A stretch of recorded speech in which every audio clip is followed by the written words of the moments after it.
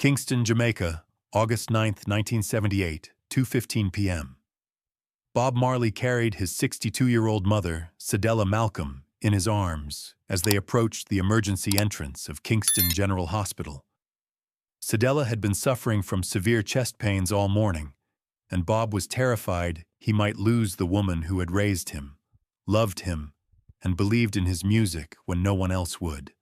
If you love discovering the untold stories behind music history's most incredible moments, please like this video and subscribe to our channel. Hit that notification bell because we uncover the hidden gems that shaped the legends we know today.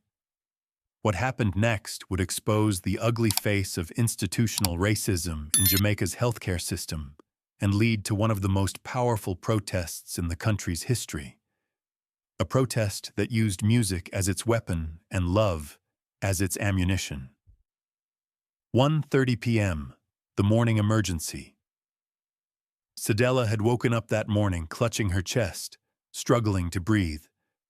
Bob, who was staying at his mother's house in 9 Mile while taking a break from touring, immediately knew something was seriously wrong.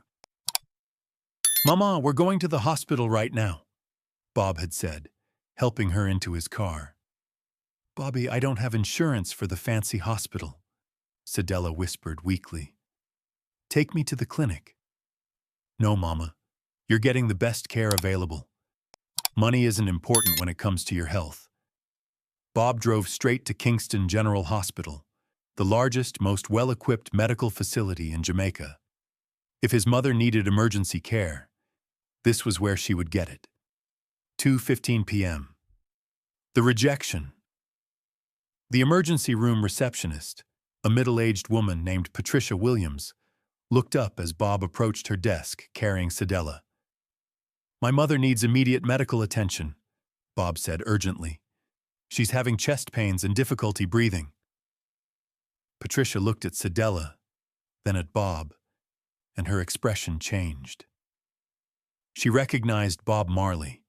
Everyone in Jamaica knew that face, those dreadlocks, that voice. But recognition didn't mean acceptance. "Do you have insurance?" Patricia asked coldly. "I'll pay cash for whatever she needs," Bob replied. "This is an emergency." Patricia whispered something to another staff member, then returned her attention to Bob. "I'm sorry, but we don't have any available beds for your type of patient." Bob stared at her. "My type of patient? What does that mean?" "This is a private facility. We serve a specific clientele.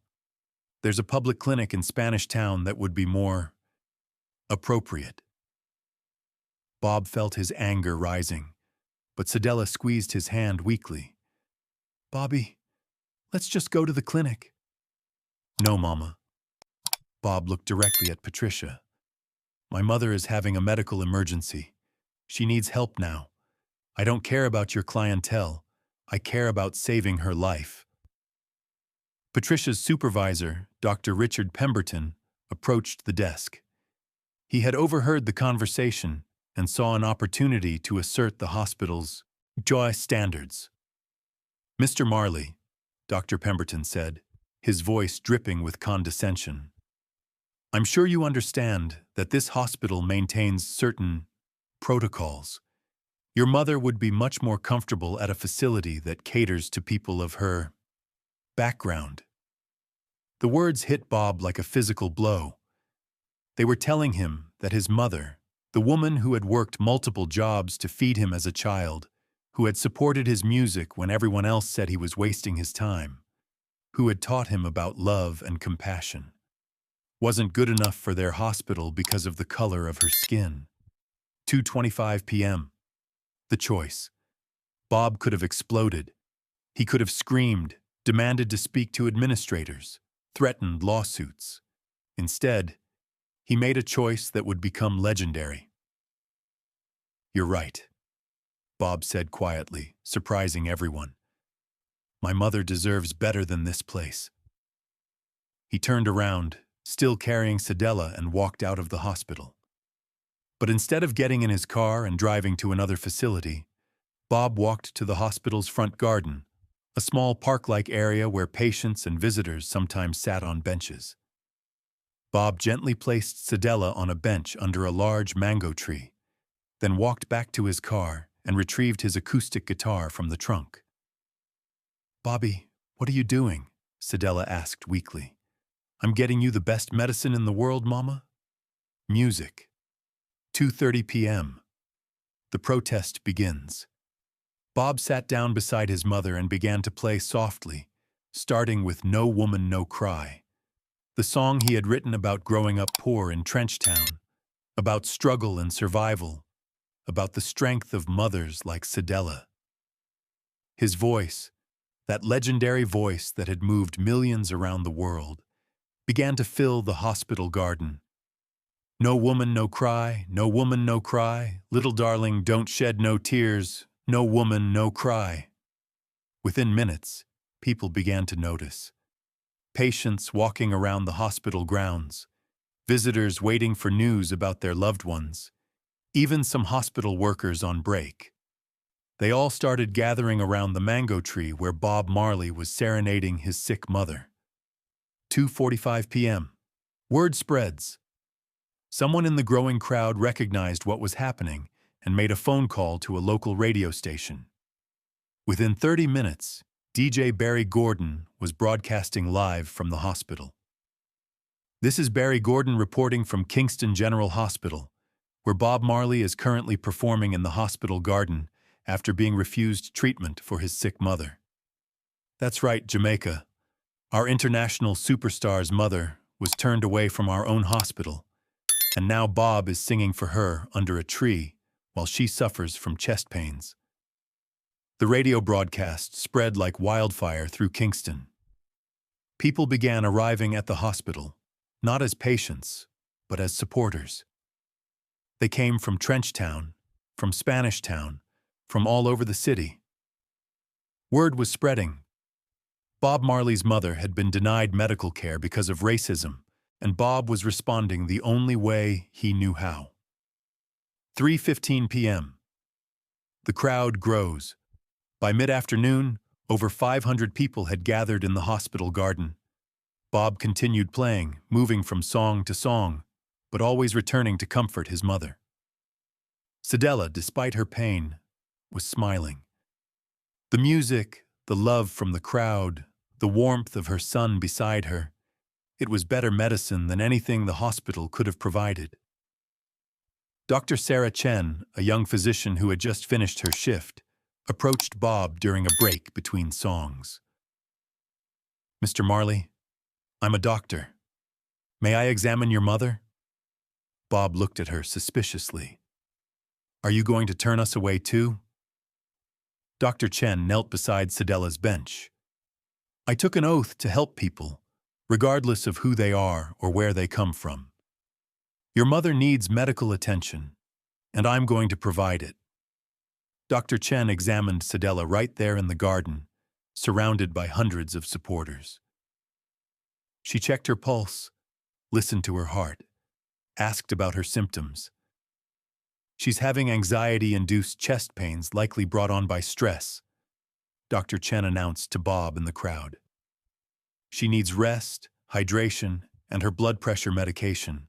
She's not in immediate danger, but she should be monitored." The crowd erupted in cheers. Cedella was going to be okay.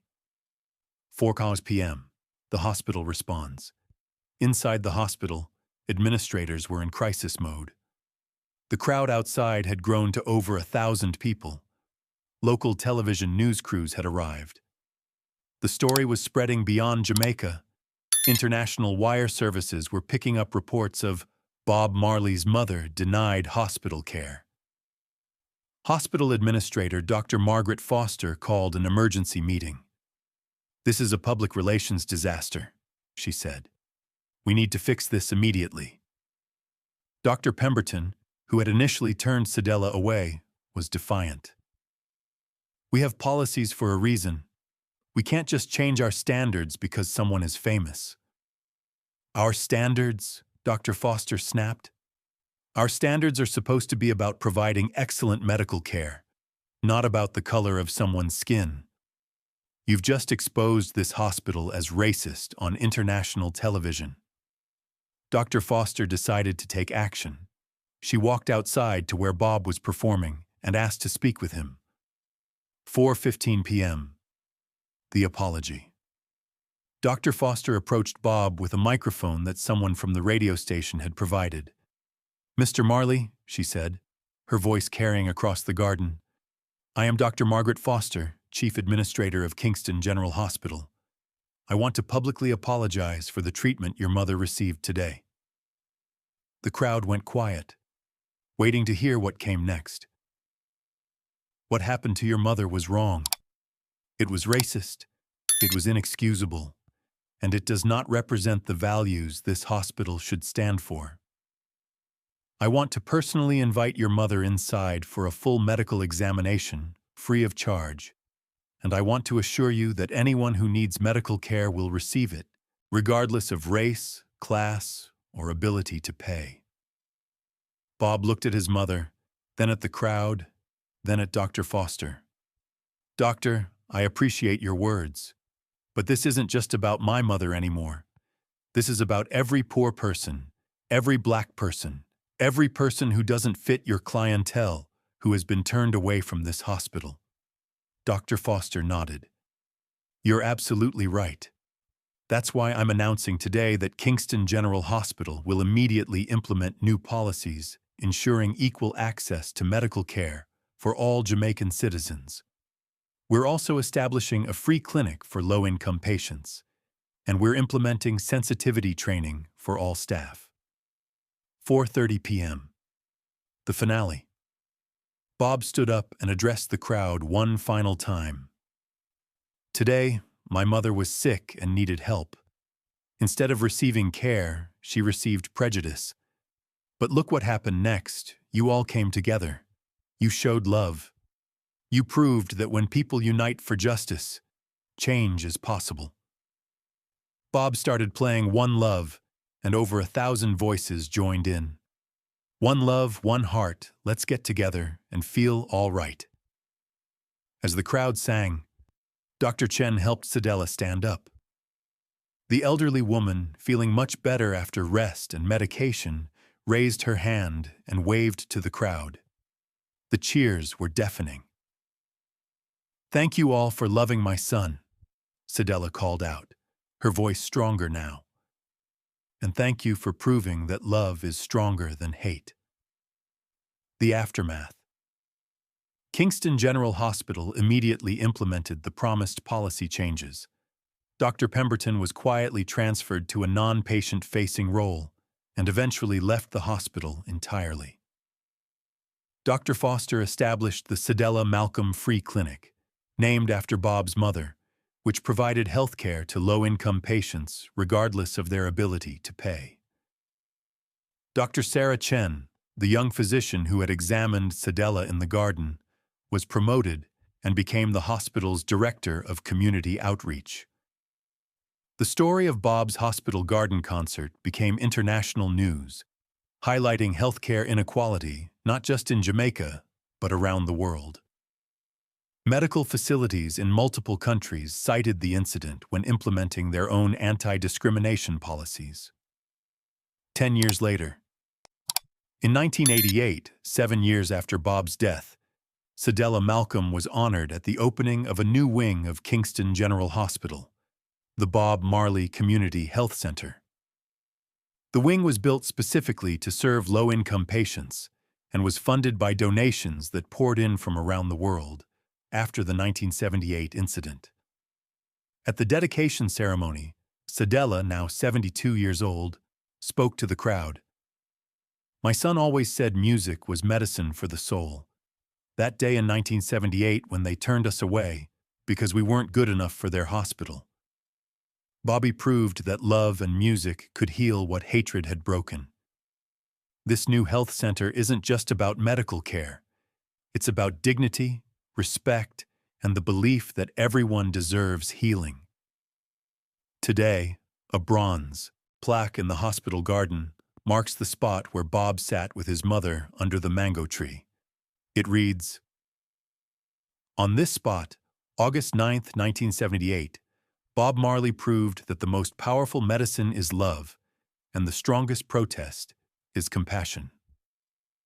Every year on August 9th, the hospital holds a free health fair in the garden, complete with medical screenings, health education, and live music. The event always closes with the crowd singing One Love, a reminder that healthcare is a human right, not a privilege.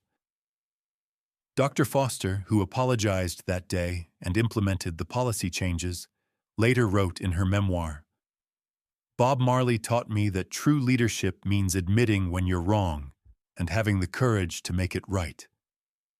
That day in the garden changed not just our hospital, but my understanding of what it means to serve others.